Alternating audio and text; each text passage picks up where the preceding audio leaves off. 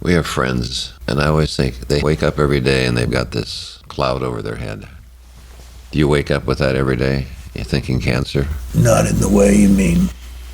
The things that hit me are the separation from my kids. But then that's silly. It's philosophical, perhaps, because I'm not going to miss them. They're going to miss me. And when I say that, the weight of it is not an empathy for them, because I don't want them to have to go through that. I do have that. But no, it's this trick. You can think about this when you're dying. We're all terminal, as one doctor told me. My thing is sincerely, like I get that flipped around, and it's not like they're dying, but at the same time, they're going to be gone from me. And perhaps that's what it will be in afterlife, but I don't think so. That's a dark thing that I go through once or twice a day, maybe even.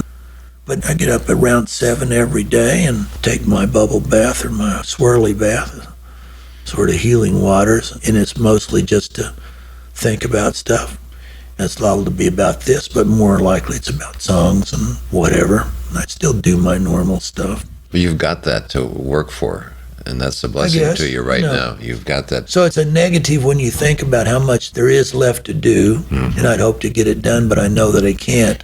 But my faith is intact. It doesn't enter the picture, and it probably should in a Baptist way, but it doesn't to me because I think God is so big. Nobody understands what it's really about. And the best Jesus could do, or any prophet, is speak in parables and speak around it, and or speak literally. But even when my literal self being here as God is beyond anything that you could understand.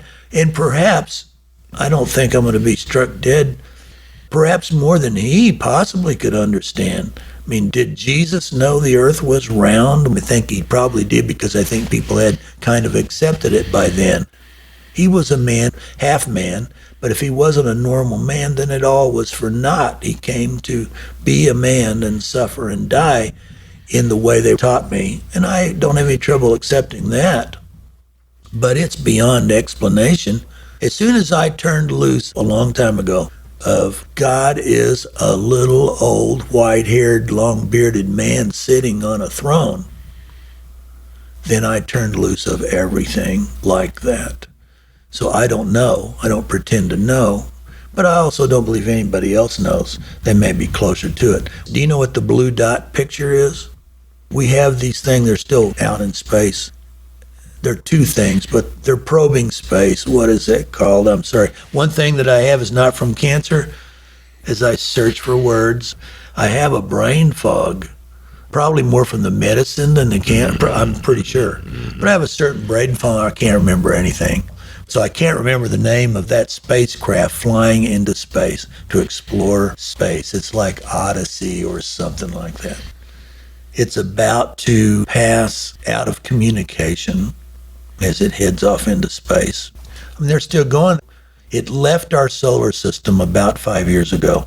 There's big news about it because it's the first man-made thing that left the solar system, because it's been traveling all these decades and still within our solar system. And that guy who was on Johnny Carson all the time, that millions and millions, that guy, yes. I can't remember that guy anyway, but you know what I'm talking about. At his suggestion, I believe, this is in Wikipedia, you can just look for Blue Dot, he had them turn the cameras towards Earth and shoot some pictures or shoot a picture. So the Blue Dot picture is from this picture that is so vast, you can't comprehend it. It's just hardly a glimpse of the universe, but it's everything this spacecraft could see. And way, way, way down in this mass of things is Earth. And it is so small, you can hardly see it. And that's where we are.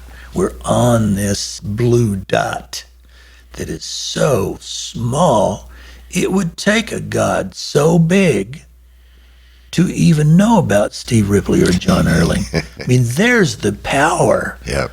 If you want to go there and believe that, it would take a supernatural power to be able to find either one of us on this little piece of land, on this little tiny blue dot in the universe. So I turned loose of that stuff a long time ago for me. I also believe, what I get from Bob Dylan, this guy, that guy, I think the danger we have to contend with is that everybody has ideas or glimpses or something, or epiphanies, let's call them. And some of them can be powerful, at least for some of us. I've had epiphanies that are really strong. And I think not that I should stop and go preach or teach. I think people have ideas come to them.